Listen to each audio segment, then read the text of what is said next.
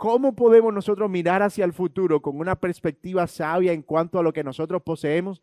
Es allí donde toma lugar este concepto que vamos a desarrollar en la mañana de hoy, el concepto del ahorro. Como ustedes saben, hemos venido usando como base de este estudio el libro Finanzas Bíblicas del pastor Héctor Salcedo, de Editorial Vida, y el esquema de la clase, el bosquejo de la clase que vamos a estar utilizando, pertenece también a nuestro hermano. Así que, o al desarrollo, al trabajo que nuestro hermano ha hecho a través de ese libro. Entonces, vamos a ver hoy tres tipos de personas, básicamente, en cuanto al ahorro y al manejo del dinero en el sentido de la previsión o la provisión para el futuro. Vamos a ver que tenemos dos extremos. En primer lugar, un extremo hacia la derecha de ustedes, ¿verdad? Que sería el idólatra, un extremo hacia la izquierda de ustedes, que sería el necio.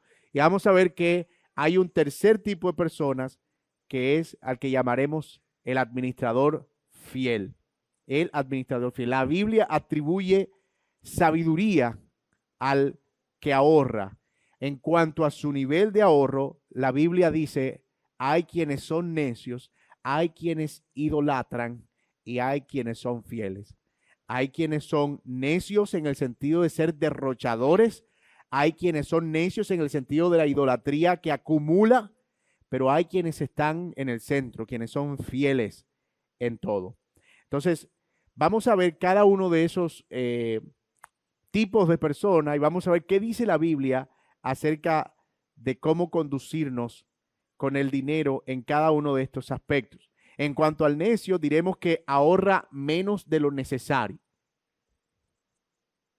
Tiene una artrosis extraña en el codo derecho, el necio, ¿verdad? Que le impide moverlo con facilidad.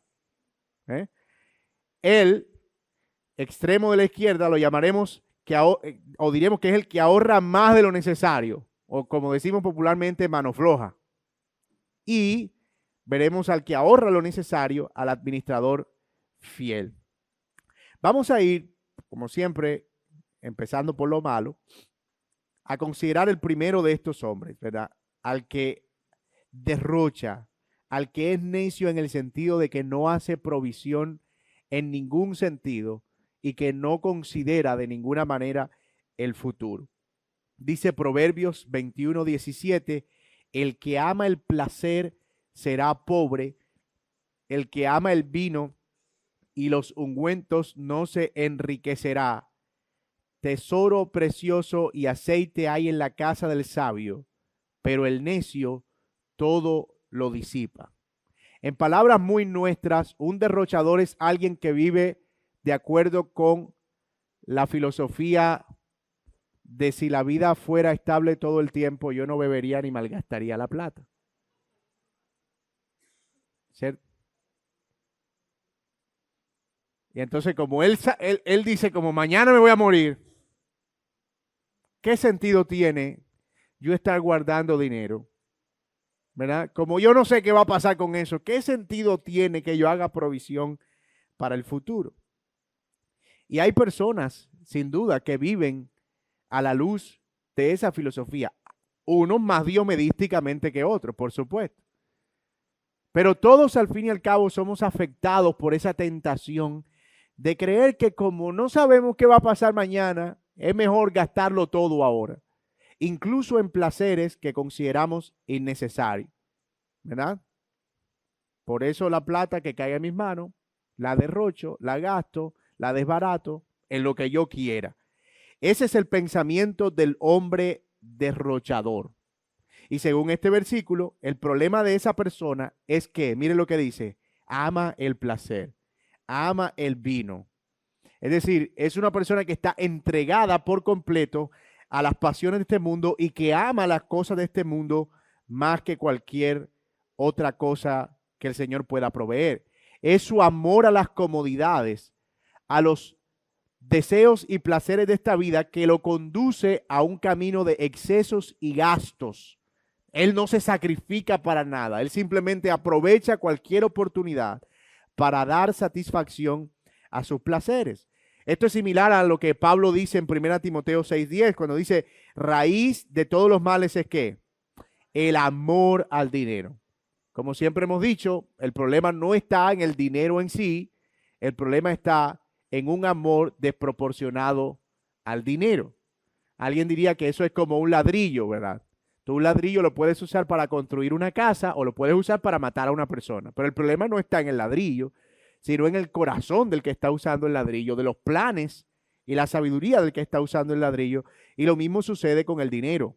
Así que para él no existe ninguna otra cosa que no sea disfrutar de esta vida y por lo tanto usa todos los recursos que tiene para dar satisfacción a esos placeres. La persona derrochadora, y esto es importante, se deja gobernar por su amor al placer. Es seducido por las cosas materiales continuamente y es caracterizado por una indisciplina financiera. Tú difícilmente vas a ver un presupuesto en un derrochador. Difícilmente vas a ver calculando gastos y haciendo previsiones y teniendo control de... No. Normalmente a los derrochadores los ves tú con 5 tarjetas de crédito, con cupos copados, todo, con dinero aquí y allá, con el sueldo comprometido, con cartoncitos en la tienda, cosas por ese estilo. Porque están todo el tiempo viviendo con su futuro comprometido. Para ellos no hay una medida, una regla, no hay un estándar. Ellos están viviendo con lo que caiga, lo que venga. Y lo que llegue, eso me gasto. Y por supuesto, eso va llevando a una vida de desenfreno que aleja cada vez más del Señor. El derroche está ligado al placer de este mundo y eso nos aleja del Señor. El que derrocha sus recursos no sabe controlarse y, como dije, se mantiene lejos del Señor. Convierte el dinero en parte del combustible de su placer y eso termina siendo su perdición. Ahora bien, normalmente el derrochador no es alguien que va a admitir que está derrochando. Se puede excusar una vida de derroche. Alguien puede tomar Eclesiastés 5:19 y decir, oh, pero mira, es que la Biblia dice que ese es el bien del hombre, que trabaja, que coma y que beba y que disfrute de lo que Dios le ha dado en la vida porque eso es lo que le queda. Eso lo dice Eclesiastés.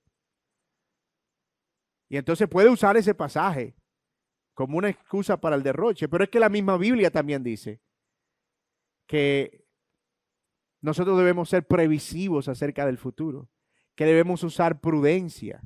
Una cosa es el disfrute proporcionado en la medida de nuestros ingresos, de las cosas que Dios nos provee, y otra cosa es derrochar, que es no tener un plan para nada, sino simplemente gastar lo que viene en placer. Esas son dos cosas muy diferentes. Para el derrochador, los únicos gastos fijos son arriendo si lo paga o cuota de la casa y la tarifa de la energía y del agua. Lo demás se puede disponer como se prefiera en la mente del derrochador. Y eso, por supuesto, no es algo que está modelado por las Escrituras. Así que yo creo que no necesitamos más evidencia bíblica para mostrar que una vida de derroche es una vida de pecado.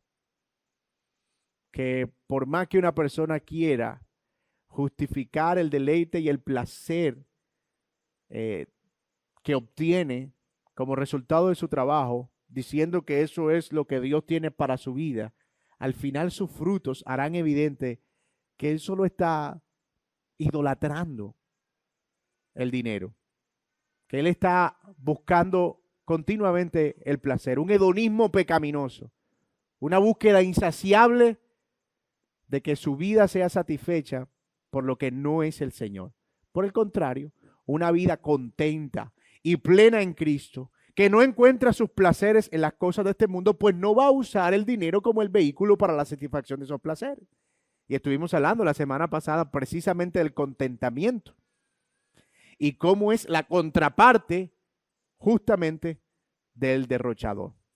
Así que ese es el primer tipo de persona que vemos con relación al tema del manejo del dinero y el ahorro. Pero hay un segundo tipo de persona, como lo vimos en la gráfica, y aquí llamamos el acumulador. El acumulador es el que ahorra más de lo necesario. Y yo quiero que vayan conmigo a Lucas capítulo 12 para leer una parábola bien conocida.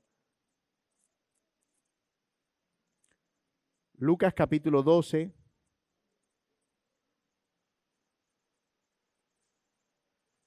Y en los versículos 15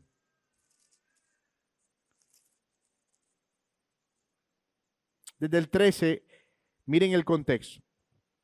Uno de la multitud le dijo: Maestro, dile a mi hermano que divida la herencia conmigo. Hombre, le dijo Jesús, ¿quién me ha puesto por juez o árbitro sobre ustedes? También les dijo: estén atentos y cuídense de toda forma de avaricia, porque aun cuando alguien tenga abundancia, su vida no consiste en sus bienes. Entonces les contó una parábola. La tierra de cierto hombre rico había producido mucho. Y él pensaba dentro de sí: ¿qué haré? Ya que no tengo dónde almacenar mis cosechas. Entonces dijo: esto haré, tengo una gran idea. Derribaré mis graneros y edificaré otros más grandes, y allí almacenaré todo mi grano y mis bienes. Y le diré a mi alma, alma, rascándome la barriga, tienes muchos bienes depositados para muchos años. Descansa, come, bebe, diviértete. Miren eso. Descansa, come, bebe, diviértete. Pero Dios le dijo: necio, esta misma noche te reclaman el alma, y ahora, ¿para quién será lo que has provisto? Así es el que acumula tesoros para sí y no es rico para con Dios. Este hombre de la palabra tenía los dos problemas. Era necio en el sentido de que vivía solo para el placer, come, bebe y descansa, pero al mismo tiempo era necio en el sentido de que acumulaba más de lo que era necesario. Ahora bien, noten que hay varias actitudes que nosotros podemos ver en este hombre de la parábola. Lo primero es que él ignoraba que incluso el fruto de su cosecha dependía del Señor y no de él. Normalmente la persona acumuladora que ahorra más de lo que es justo cree que nunca se va a morir. Es lo contrario del acumulador, del derrochador. El derrochador dice que si se muere mañana, él habrá disfrutado todo. El acumulador dice: es que yo no me voy a morir nunca. Él cree que la vida la tiene en su mano, que él puede disponer de su tiempo. De hecho, él cree que siempre va a disponer de buenas cosechas. Mandó a hacer los graneros más grandes porque dice: mi trigo va a seguir produciendo en abundancia. ¿Y a él quién le dijo eso? O sea, Dios podía perfectamente permitir una plaga y que todo su cultivo se perdiera, o un gorgojo que se comiera todo lo que tenía almacenado, o un aguacero que le dañara todo. El acumulador es en cierto sentido alguien que parece que cree que está en control de todo, cuando en realidad no tiene el control de nada. El derrochador ignora al Señor por abrazar los placeres, pero el acumulador ignora al Señor porque cree que la vida está en su propia mano. ¿Verdad? Otra cosa que vemos de este acumulador es que era egoísta. Alma, muchos bienes has acumulado para sí. Él decía algo como: si tenía hijos, olvídense. Esto es mío, mío y mío. Trabajen para lo de ustedes. Yo no le voy a dejar nada. Más o menos esa era como la actitud del derrochador, del acumulador. Lo mío es mío, ni siquiera de mis hijos. Y el punto es que esa es una actitud bien miserable frente a la vida. Porque si lo piensas bien, volviendo a la primera enseñanza, nada de lo que nosotros poseemos es de nosotros. Todo se nos puede ir así, en un abrir y cerrar de ojos. Y a veces hacemos planes aquí, allá, voy a hacer esto y esto otro, y nos olvidamos que al final todos esos planes están en las manos del Señor y que el Señor puede simplemente, no con un chasquido de dedos, porque alguien puede confundir a Dios con otra cosa, pero el Señor puede simplemente disponer que, no sé, ya no puedes trabajar, ya no puedes producir, el dinero se perdió en el banco, el dólar se subió a 50,000, perdiste los bitcoins, lo que sea. Pero las tragedias pueden venir en cualquier momento. Pero por otro lado, noten que ahí no hay ninguna otra mención más que él mismo. Yo yo, mis graneros, lo que yo hago. Una de las cosas más miserables de un acumulador es que siempre están solos, porque obviamente al no ser generosos, al no practicar la generosidad, tú nunca puedes ver a nadie alrededor de eso. Ahí no ves a sus hijos, no ves esposa, no ves amigos, no ves a nadie. Y la Biblia llama a este tipo de personas necio. La necedad de este acumulador la vemos no solo en su actitud egoísta, sino en el manejo de, miren que, sus recursos. El manejo de sus recursos. ¿Verdad? Él estaba gobernado por una filosofía de vida que estaba anclada a los bienes materiales. Si pudiéramos decirlo en términos más evangélicos contemporáneos, su identidad estaba anclada al dinero. Estaba definido por lo que tenía. Y en parte, hermanos, yo sé que eso a veces no lo vemos a esa escala. Y uno puede decir, oh, qué tipo tan duro, Dios mío, Señor, yo nunca he sido así. Pero tú no sabes que a veces eso se manifiesta de varias maneras. Nosotros lo hemos dicho aquí, lo hemos ilustrado. A veces tú tienes la plata para pagar ahí. Y la fecha es hoy. Tienes la plata, hay que pagar, pongamos una cosa fija, la luz. Hay que pagar la luz para poder tener energía, para poder seguir viviendo. Bueno, en el sentido de por lo menos con mediana calidad. Pero uno siente tanta seguridad en saber que esa plata está ahí que dice, hombre, pago mañana. Sabes que tienes que pagarlo. Sabes que tienen que salir de ahí, pero uno aplaza y aplaza y aplaza. ¿Por qué? Porque uno, esa sensación de, ahí está, ahí está. Es como que voy caminando, ahí está, ahí está. Y uno como que ancla como que su identidad. Y hace tiempo yo descubrí que eso me pasaba a mí. Como que, no sé si era que lo había heredado de mi padre, pero una cosa que yo veía era que mi papá contaba mucho el dinero. Cada una hora, era la misma cantidad. Usted lo veía haciendo eso todo el tiempo. Y eso es como, creo que todavía lo hace como un hábito. Sus billetes están perfectamente ordenados, en orden de cabeza, con el hilito, mejor dicho. Y en parte, yo como que, en algún momento como que, ahí está. Y me resultó como incómodo porque notaba que dependía mucho de sentir que había efectivo. Y yo dije, voy a empezar a cambiar mis hábitos. Voy a dejar de usar efectivo. Entonces paraba revisando el estado de la cuenta de la tarjeta. Ahí está. Porque, hermanos, de alguna manera, esa cosa de sentir que lo que estaba se está esfumando y esa frustración que viene cuando la que saca estas palabras, oye, ese billete lo cambié y se fue. Pues obvio que se fue, no es que se fumó en el sentido de que desapareció en el viento, es que con el viento es que gastaste cosas que tenías que gastar. Por esa sensación de, no sé ni en qué se me fue esa plata. Pues se te fue, en lo que sea, se te fue. Pero es que esa sensación de vacío cuando notas que ese billete que era de 50 ahora es de 2,000, como que, oh, Dios mío. Esa sensación de seguridad nosotros la vemos aquí a gran escala en este acumulador. Soy lo que soy mientras mis graneros estén llenos. Soy lo que soy mientras mi CDT esté gordo. Soy lo que soy mientras mi colchón esté repleto de plata. Soy lo que soy mientras tenga propiedades y propiedades y propiedades. No quiero gastar nada. Quiero que todo esté ahí. Eso es lo que está gobernando la mente del derrochador. Pero al final Dios le pregunta en la historia, no mañana, no pasado mañana, no el otro año, esta misma noche te reclaman tu alma y todo lo que habrás provisto, ¿de quién será? Lucas es un poco cruel aquí. Yo hubiese querido, bueno, el Señor, porque es el que dijo la parábola, pero yo hubiese querido que el Señor nos dijera qué le contestaba el hombre. Es decir, mañana te mueres y todo eso que tienes, ¿a quién le va a quedar? Y ojalá, hermanos, tú pudieras responder mentalmente esa pregunta.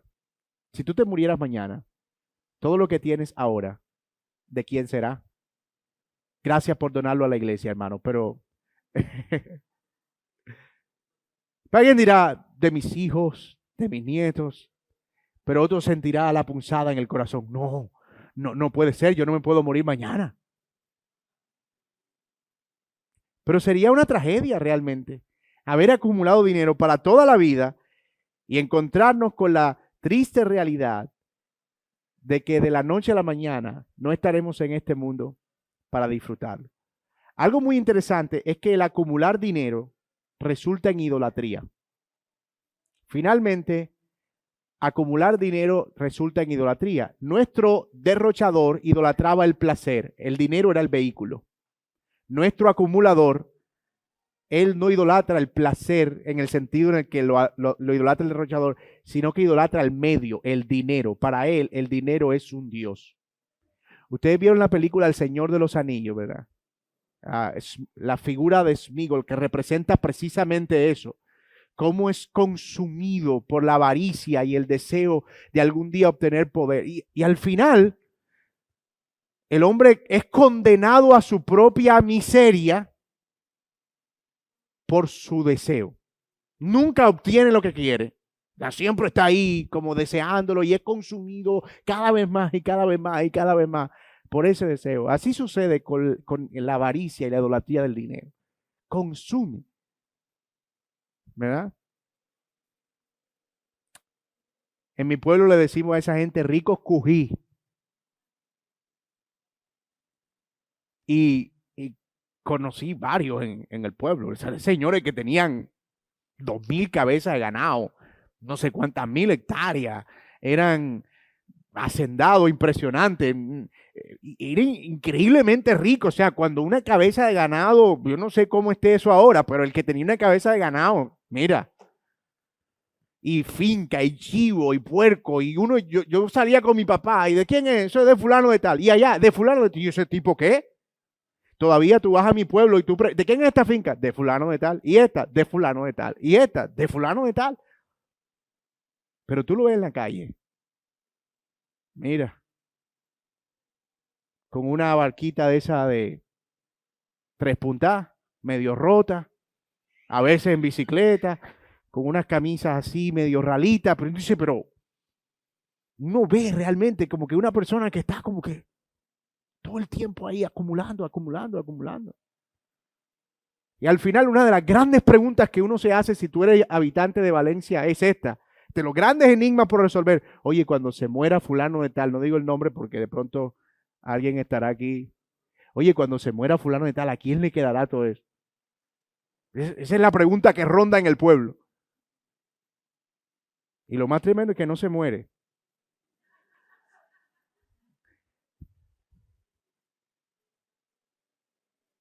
Yo no sé cuántos años tiene, pero el señor está ahí parado, duro.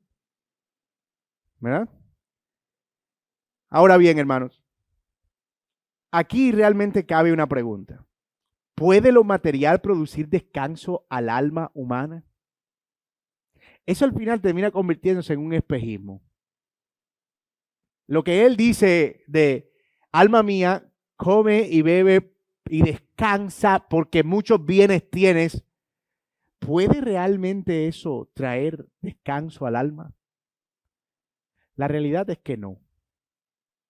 Tú puedes ver algunas personas que dicen, yo quiero todo menos ser rico en esta vida, porque de alguna manera como que entienden que eso trae muchísimas responsabilidades y ocupaciones y turbaciones, pero también la gran tentación de no creer que lo que tengo es suficiente, que todavía necesito más y más y más, porque no hay una medida en la que yo creo que eso ha sido suficiente. Y ese es el tema con el acumulador. Voy a destruir los graneros, voy a construir más grandes, porque en la mente de él lo que tiene va a seguir produciendo, a seguir produciendo, a seguir produciendo.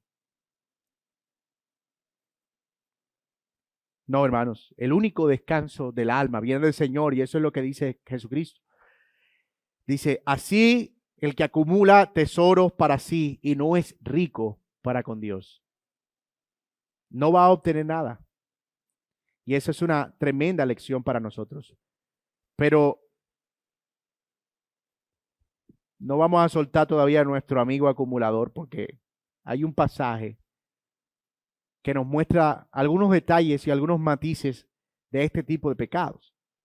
Dice Proverbios 11:24, hay quienes reparten y les es añadido más. Y hay quienes retienen más de lo que es justo y acaban en la pobreza. Eso no es una profecía ni una promesa, es un principio de sabiduría. Salomón, el hombre más rico del mundo judío para la época, y tal vez uno de los más ricos del mundo cuando escribió los proverbios, dijo, hay quienes reparten y les es añadido más. Es como que están desocupando todo el tiempo y todo el tiempo se les ocupa. Y hay quienes retienen más de lo que es justo y vienen a ¿qué? A pobreza. La tacañería siempre conduce a la miseria, pero Dios añade al administrador fiel. La tacañería conduce a la miseria, pero Dios le añade al administrador fiel, es lo que dice la Biblia. Ser cauto en la administración del dinero no siempre es una virtud.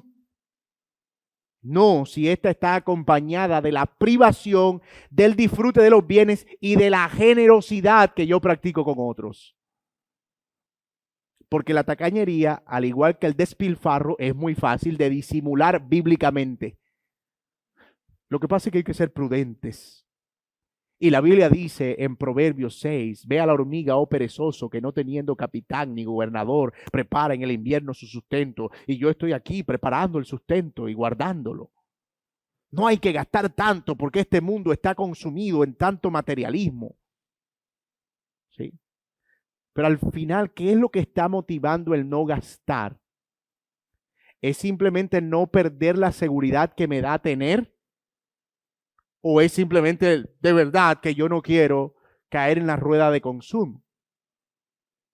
Porque, por supuesto, yo no quiero ser un derrochador, pero tampoco quiero poner mi confianza en el dinero como si todo lo que soy descanse ahí. Lo contrario del derrochador no es el acumulador. No es yo era un derrochador, ahora me vuelvo un acumulador. No. Lo contrario al derrochador y al acumulador es un administrador fiel. Es alguien que entiende que todo lo que tiene proviene del Señor y que Él es solo un administrador. Que si a Dios le place, a Él se le acaba la vida mañana y no disfruta de lo que Él pretende despilfarrar. Pero que si a Dios también le place, a Él se le acaban y se le fuman sus bienes mañana. Se dice que en la crisis del 2008, que fue la crisis inmobiliaria de los Estados Unidos, se perdió la cifra de estadística de personas que se quitaron la vida por haber caído en quiebra.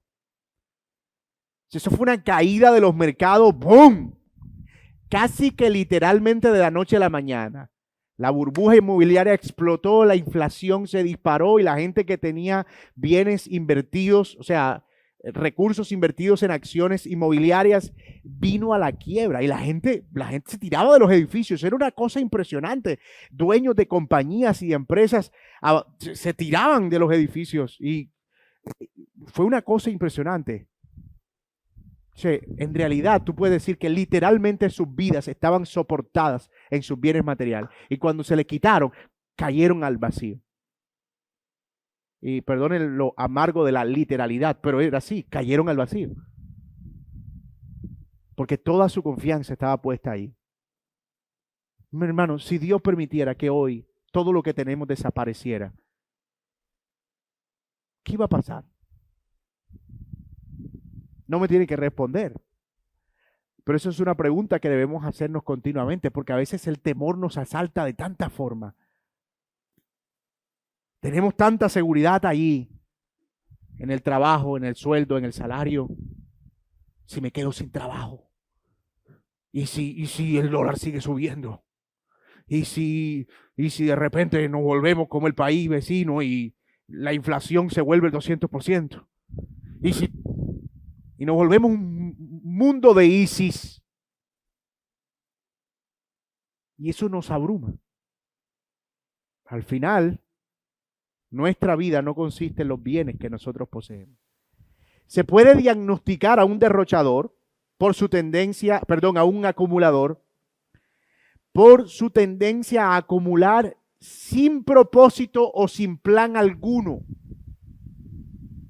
Tú lo ves como que normalmente ellos están guardando dinero y tú les preguntas para qué y ellos no tienen idea. La respuesta más común puede ser algo como por si uno no sabe. Y eso es, como lo vamos a ver ahorita, acumular, voy a decirlo bien, guardar sin propósito para el futuro no es ahorro, es acumular. El ahorro es yo dispongo intencionalmente una provisión determinada para el futuro con un propósito específico. Y entonces son dos cosas bien diferentes.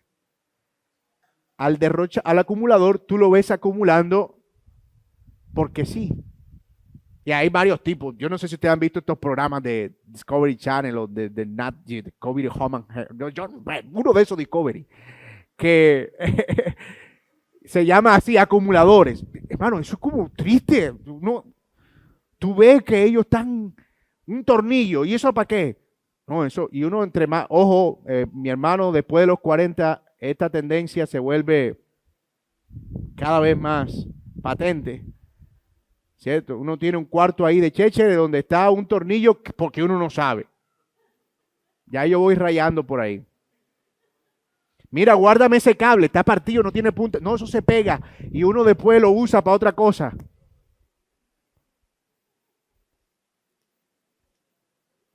Y esa satisfacción que da, ¿verdad? 15 años después, yo sabía que me iba a servir un día.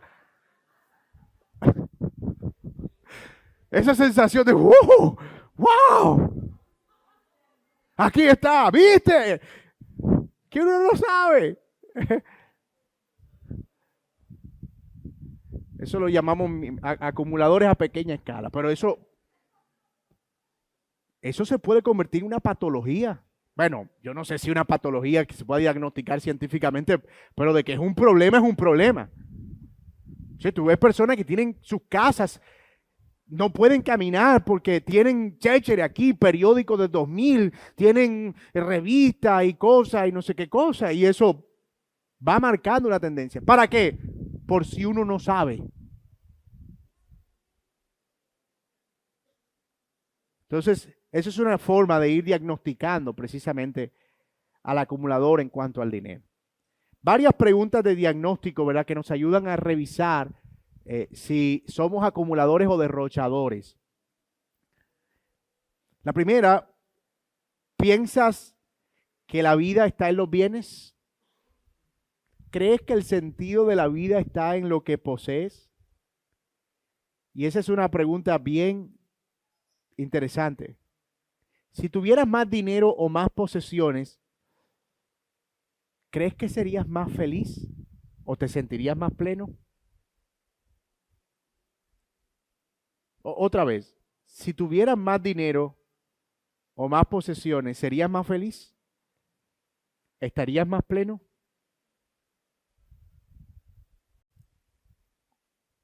Ese es el pensamiento del mundo. Si tienes más feliz eres.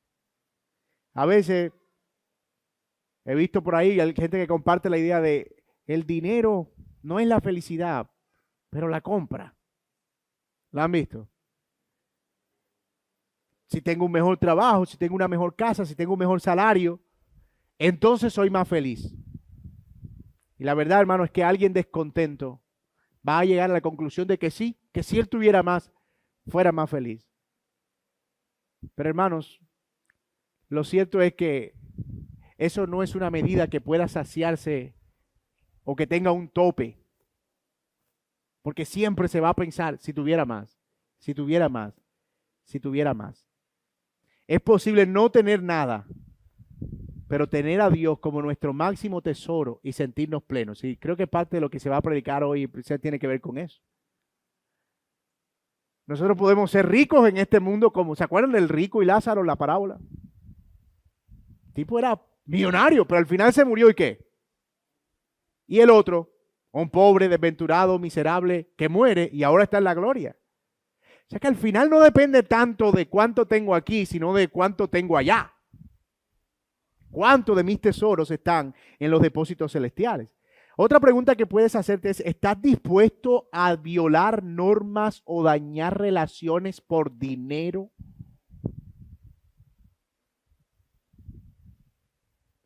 Mira, no, hazme esa declaración por un poco más de, menos de plata, para no pagarle plata a la DIAN, porque eso. Mira, tienes un contador por ahí, como que me lleve una contabilidad por acá aparte para que me haga un favorcito, ¿cuánto me cobraría? ¿Estás dispuesto a violar normas o dañar relaciones por dinero? Pablo lidió este tema en 1 Corintios 6, ¿se acuerdan? Los hermanos se prestaban, los de Corintio eran terribles, tenían tantas ganas de debatir que se prestaban plata unos a otros y los más ricos le prestaban a los más pobres que sabían que no podían pagarlo para después demandarlo y en los estrados hacer alarde de su capacidad oratoria. Qué gente tan miserable. O sea, dice, mira, coge, te presto ahí al tanto por ciento y al mes, no tiene, te demando. Entonces, ustedes son impresionantes. ¿No deberían sufrir más bien el agravio? Ese pasaje no le gusta a los evangélicos. Sufrir el agravio. No, y mi plata, yo puedo sufrir el agravio, pero que me pague. No, no, precisamente sufrir el agravio es, no tienes por qué dañar y destruir una relación. Por eso.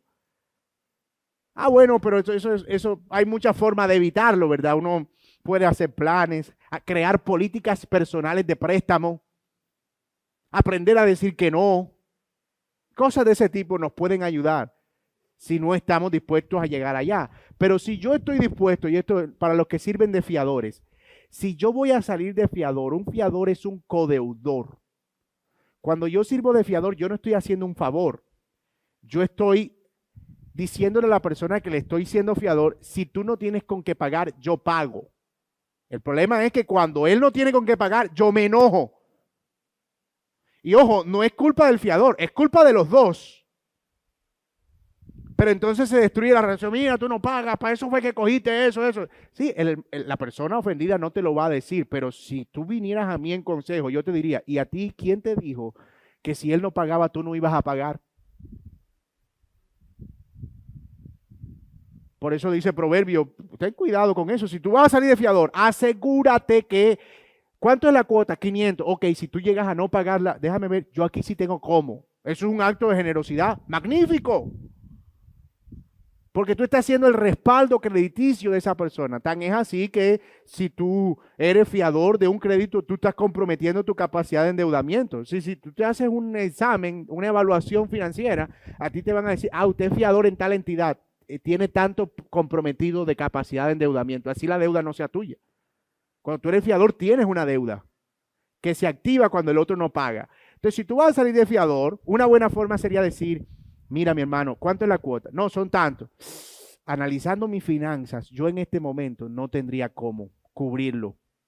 En el caso de que tú faltes, yo no tendría cómo pagarlo. No, pero mi hermano, no sea mala gente. Eso es un favor. No, no es mala gente. Es que yo no sé si tú saliendo de aquí te caes, te partes una pierna, te echan del trabajo, se te inunda la casa. Y yo no tengo cómo en el caso que entonces quedas mal tú y quedo mal yo.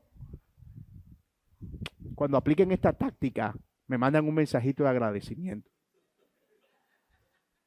La forma más diplomática de decir que no.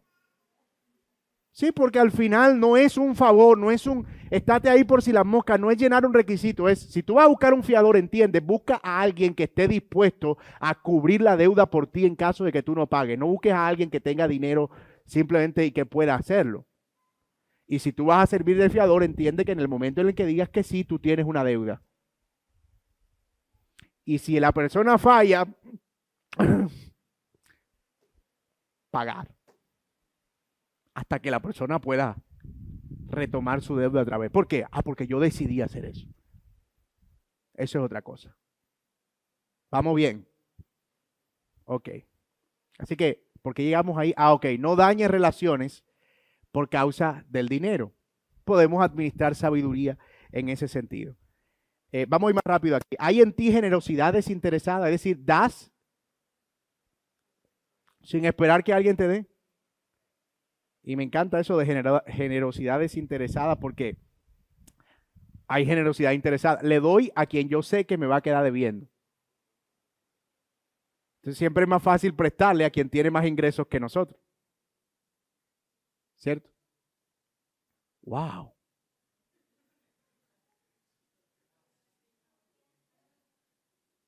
Tremendo. Hace calor. No, estamos bien.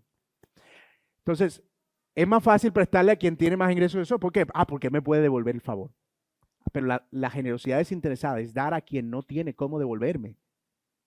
Esa es una marca de que yo estoy siendo desprendido, que los bienes materiales no son mi identidad. Yo no estoy descansando ahí. Cuando haces dinero, ¿lo haces para ti? Mío.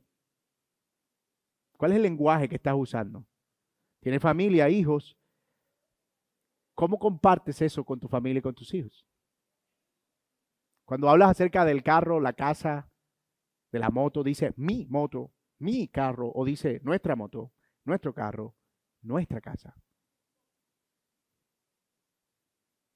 Son preguntas, son preguntas simplemente. ¿Qué piensan las personas que hacen negocios contigo?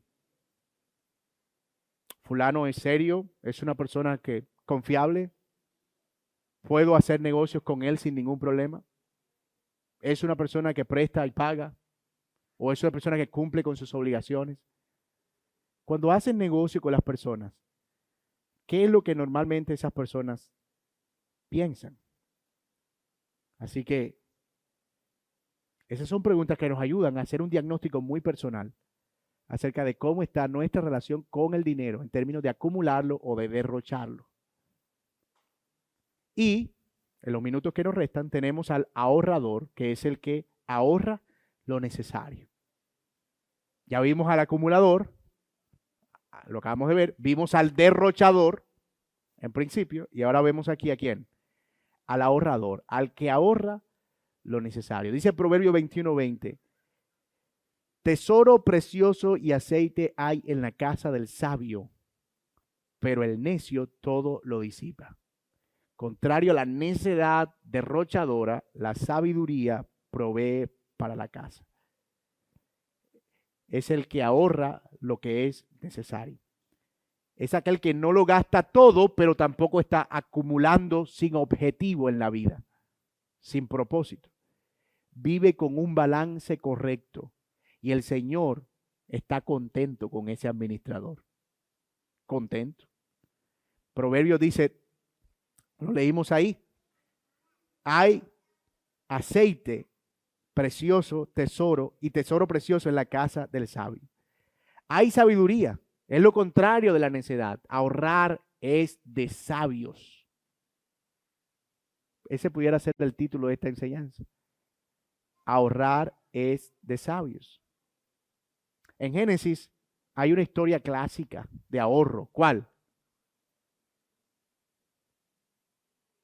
Ese mismo, José. ¿Se acuerdan de José? Tiene el faraón un sueño, 7 años de vacas flacas, 7 años de vacas gordas. ¿Qué hacemos? Mira, las vacas gordas vamos a tratar de crear granero maranta y vamos a acumular. ¿Para qué iba a acumular? Porque iba a venir una escasez y iban a administrar la escasez a causa o por consecuencia de ese ahorro. El ahorrador es previsivo, él mira hacia el futuro y entiende que hay cosas fijas. Si yo no me muero, yo sé que voy a necesitar potes de Caltrate 600, voy a necesitar calcio, voy a necesitar suplementos, voy a necesitar muy probablemente cuidados médicos especiales. Yo sé que voy a necesitar una comida así, asado, voy a necesitar pagar esto, otro. Si yo no me muero y llego a viejo, eso lo voy a necesitar. Así que, ¿qué hago yo? Planeo para el futuro y hago una provisión para cuando yo sea viejo. No tanto para no estar molestando a nadie, sino simplemente porque es parte de ese ejercicio de sabiduría. Porque es que a veces vivimos como si no fuéramos a morir mañana o como si no nos fuéramos a morir. Como si la vida no fuera a venir. Y ese ejemplo de José es un ejemplo clásico de ahorro.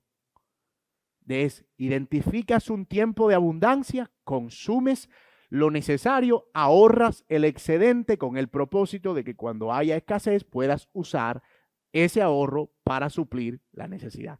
Si tuviéramos que definir el ahorro bíblicamente, eso es. Usar los tiempos de abundancia de modo que el excedente, después de gastar lo necesario, lo guardemos sabiamente con el propósito de prever los días futuros que pudieran traer necesidad. ¿Verdad? Y eso creo que nos muestra a nosotros principios valiosísimos. A veces hay tiempos de vacas gordas. Dios los permite. Dios lo permite. Tiempo de vaca gorda. Ganas en dólares, se subió el dólar a 5,000. Vaca gorda.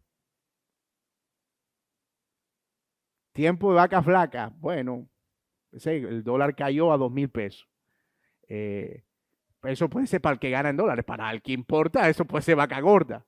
Pero fíjate que las dinámicas del mercado van dictando qué es vaca gorda para uno, qué es vaca flaca para otro. ¿Cierto?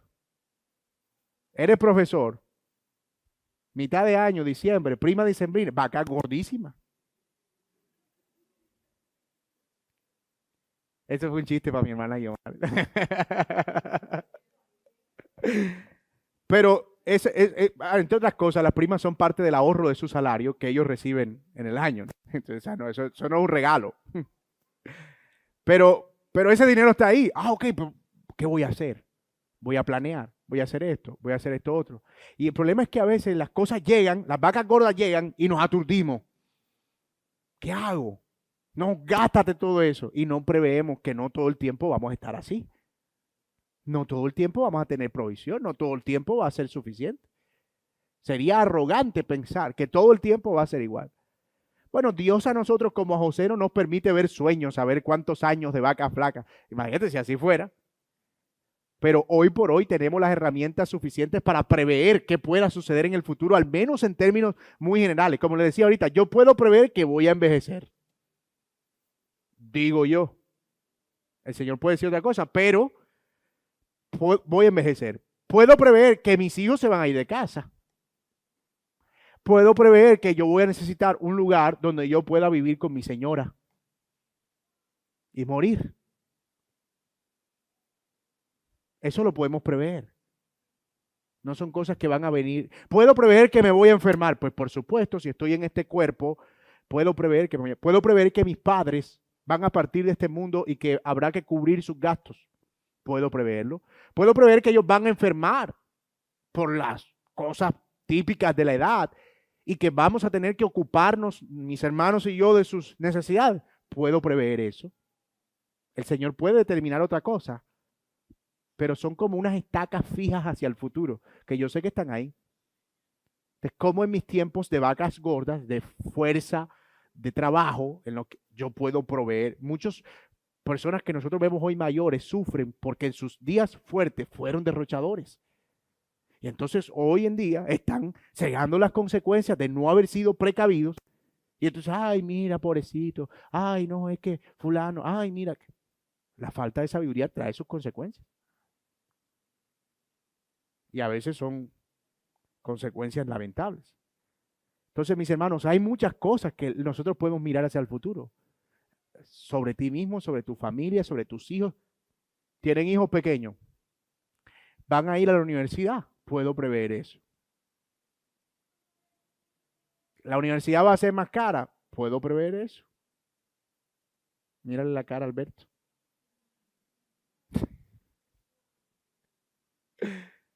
Yo estoy planeándome hacia eso. Voy hacia allá. ¿Por qué ahorrar es de sabios? Ya lo dijimos, porque las necesidades futuras son inciertas. ¿Sí o no? No sabemos qué pueda pasar. Un accidente que te deja sin carro. Vivo, pero sin carro. O puede ser un accidente que te deja con problemas para seguir trabajando. Si hoy, ojo que no me vaya a decir, Señor, reprenda al diablo, eso es un caso hipotético. Si hoy a ti te pasara algo y te hospitalizan por un mes, no me reprenda al diablo, es un caso hipotético. Ah, no llame maldición, pastor. No, no, no. Tú has hecho provisión para cubrir eso.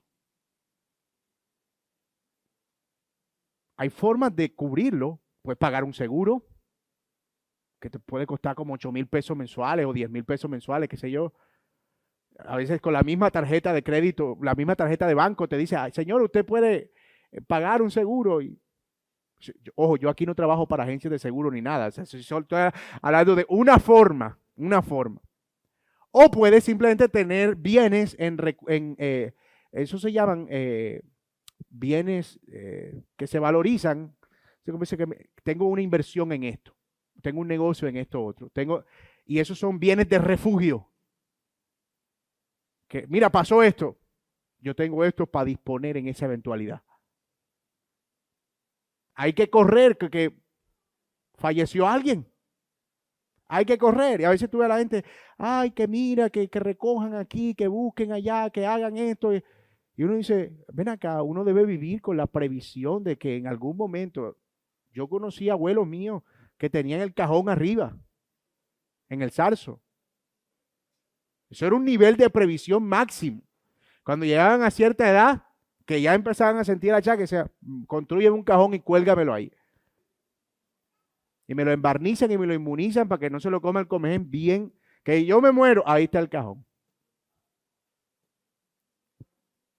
Pues no había seguros funerarios, no había cosas, si los gastos mortorios son costosísimos, que hay que trasladar el cuerpo, etcétera, etcétera. Y ojo, de nuevo, yo solo estoy recreando casos hipotéticos, pero es como que veamos que nosotros ahorramos porque no podemos prever el futuro, porque las necesidades futuras son ciertas. Por otro lado, hay cosas ciertísimas que sabemos que van a pasar. Entonces también debemos prepararnos para eso. Finalmente, ¿cómo podemos ahorrar? Bueno, número uno, podemos establecer un presupuesto. Eso es por donde hay que comenzar. Al final de este curso vamos a ver cómo podemos elaborar un presupuesto. No tienes que tener un Excel avanzado ni nada de eso. Algunos principios básicos. Me entra tanto, me gasto tanto, me queda tanto. Ya hoy en día hay hasta aplicaciones que te permiten reportar tus gastos cada vez que tienes un gasto y llevar un aproximado de cuáles son tus ingresos y cuáles son tus ingresos. Pero una de las cosas que uno ve muy frecuentemente es que la gente, la mayoría de personas, tú les preguntas cuánto te ganan y tú dices, por ahí como, ¿cuánto te ganas tú? No sé, yo pienso que por ahí como, bueno, empezando porque no sabes cuánto te ingresa, ya hay un problema. No puedes ahorrar si tú no sabes cuántos ingresos. ¿Y cuánto te gastan? Anda, yo no sé. A veces tanto y a veces tanto. Y es cierto, uno tiene unos gastos que son fijos, tiene otros gastos que son variables, pero yo he vivido ya lo suficiente con mi esposa y con mis hijos para saber en promedio cuántos pueden ser los gastos variables de un mes. ¿Por qué? Bueno, porque tengo varios años en los que ya tengo esposa y 2 hijos y puedo decir, mira, ve, con toda la suma de gastos de estos meses, el promedio de gastos variables es tanto. Entonces yo aparto ese presupuesto para eso. Entonces, ¿qué es ahorrar? Básicamente, ahorrar es guardar la diferencia entre mis ingresos y mis gastos. No es otra cosa. Ahorrar es guardar la diferencia entre mis ingresos y mis gastos. Pero si yo no sé cuánto me entra, ni sé cuánto me gasto, yo tengo dinero de bolsillo todo el tiempo, caja menor. Todo lo que me entra, lo gasto. Porque no tengo una cultura financiera. Entonces hay que empezar con un presupuesto. Por ahí. 2, hazlo intencionalmente, no residualmente. Y esto es importante. Porque aquí no se trata solamente de tener una alcancía. Es bueno, es un buen método para enseñarle a ahorrar a nuestros hijos. Pero se trata más de ser intencionales, es decir, de todo mi salario, yo voy a apartar esto para ahorrar. Ahora, hay muchas formas de hacerlo. Incluso si tú tienes cuentas por nómina, tú puedes decirle al banco que te aparte para un CDT, que es un dinero que guardas a un término fijo por 3 meses. Dice, mira, guárdame yo no estoy interesado en que ganes, simplemente estoy interesado en que guardes. Y te lo descuentan por nómina. O sea, yo puedo guardar eso, tenerlo ahí. ¿Verdad? Entonces hay que hacerlo intencionalmente, no residualmente. Hermanos, pagar, por ejemplo, salud y pagar pensión es un ahorro. Es un ahorro a largo plazo. Yo no voy a discutir temas de políticas pensionales aquí, pero creo que vivimos todavía en un país con un sistema en el que uno puede tener cierta retribución para el futuro. Entonces a veces hay personas que dicen, le dicen, son empleados independientes, le dice, mira, tienes que pagar salud y pensión. No, no, yo no voy a pagar eso, yo voy a pagar eso. No, no, no, págame a mí mi plata que yo... Y si no la falsifican. Dice, no, pagan 8,000 pesos y le dan una cosa falsa. Eso no está bien. Primero es deshonestidad. Y segundo, tú estás perdiendo la oportunidad, si eres un empleado independiente, de tener tu ahorro pensional. Hoy en día tú puedes ahorrar hasta con 80,000 pesos, creo yo, no sé, hay cosas que te permiten ahorrar hasta con 50,000 pesos para tu pago de pensiones en los fondos privados. Entonces, hasta que nos duren. Entonces, uno tiene ahí las herramientas y hay muchas formas de hacerlo. Una cuenta de ahorro, la plata guardada, a alguno le funciona, pues si a usted le funciona, pues guarde, ¿verdad? Pero también existen los bienes de refugio, que son compras que yo adquiero que al final me ayudan a tener una ganancia del futuro. Si hay personas que ahorran en bienes o en acciones, yo les recomiendo que si va a hacer eso, estudie y sepa cómo se hacen inversiones en acciones para que usted tenga, por ejemplo, personas que compran oro, que es uno de los metales más estables en la historia de la humanidad. Entonces, yo estoy ahorrando en oro, entonces compran oro, el oro no se devalúa. Bueno, tiene una devaluación, una tasa de devaluación casi insignificante. Esas son como formas. Por otro lado, comprar bíblicamente, evitar los intereses. Vamos a hablar más de eso en la próxima clase cuando hablemos de la deuda, pero la compra bíblica se puede comprar bíblicamente. Evitar los intereses. Los intereses consumen dinero que tú no te imaginas. Como le digo, vamos a ampliar eso cuando hablemos de la... Pero a veces, por ejemplo, promoción en Olímpica, compra hoy, paga en diciembre, noviembre, pagas en enero, compra en noviembre, paga en enero, compra tu mercado, necesidad básica. ¿Cuánto? 100,000 pesos. Oh, 100,000 pesos, lo pago en enero. Cobra 100,000 pesos. Pero resulta que la tasa de interés está cerca del 3%. De aquí a enero es ¿cuánto? 6%, ¿cierto? De 100,000, ya va el 6%. Pero además de eso, la cuota de manejo, dependiendo de la tarjeta que tenga, está entre los 20 y los 29,000 pesos. O sea que debe sumarle, ponle 25 y 25, 50, más el 6%. De 100,000, ya debe 170 en 2 meses. Dice, ay, qué vivo soy. Le gané al sistema. Compré con 100,000 y le voy a pagar en enero para que sea serio.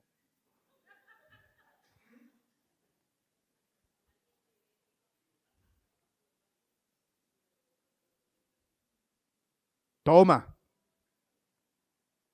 Y encima una necesidad básica, comida. De nuevo, la próxima clase hablaremos cuándo podemos hacer uso de esas tarjetas de manera que sea útil y cómo podemos darle manejo. Pero otra parte sería ahorra pensando en el futuro lejano. Ahorra pensando en el futuro lejano, en esas cosas que son fijas, que sabemos que van a venir. Eso es lo que dice Proverbios 6. Ve a la hormiga, oh perezoso, mira sus caminos, es sabio, la cual no teniendo capitán, ni gobernador, ni señor, prepara en el verano su comida y recoge a tiempo de la siega su mantenimiento. Así que mirar hacia el futuro es parte precisamente de ese llamado que tenemos y que tiene que ver con lo que nosotros hacemos ahora, cómo administramos el dinero. Entonces, vamos a orar, hermanos, para terminar y pedir al Señor que nos ayude a lidiar con nuestro corazón, cómo está involucrado nuestro corazón en estas dinámicas financieras y cómo podemos crear una cultura previsible hacia el futuro. Padre, te damos gracias, Señor, por este tiempo y gracias por mostrarnos en tu palabra principios tan valiosos, Señor, para nuestras vidas, que tienen que ver, Señor, con lo que tú has puesto en nuestra mano. Tal vez, Señor, no hemos sido diligentes ni previsivos, hemos sido necios en el sentido de que hemos derrochado, tal vez gastado más de lo que deberíamos gastar, pero también, Señor, somos tentados a pecar acumulando y guardando más de lo que es necesario. Te ruego que nos ayudes a tener un corazón equilibrado que pueda ser inclinado hacia la fidelidad, entendiendo que todo lo que tenemos proviene del Señor y que Él mismo cuida hacia el futuro de todo lo que va a venir para nuestras vidas. Sería necio, Señor, creer que no vamos a morir o creer, Padre, que no es importante lo que suceda mañana. Debemos más bien confiar en ti, Señor, y saber que esto que tenemos ahora, tú mismo nos ayudas a administrarlo para mañana. Te damos gracias y oramos que nos ayude a ser una iglesia fiel en ese sentido para la gloria de tu nombre. Oramos esto en Cristo Jesús. Amén.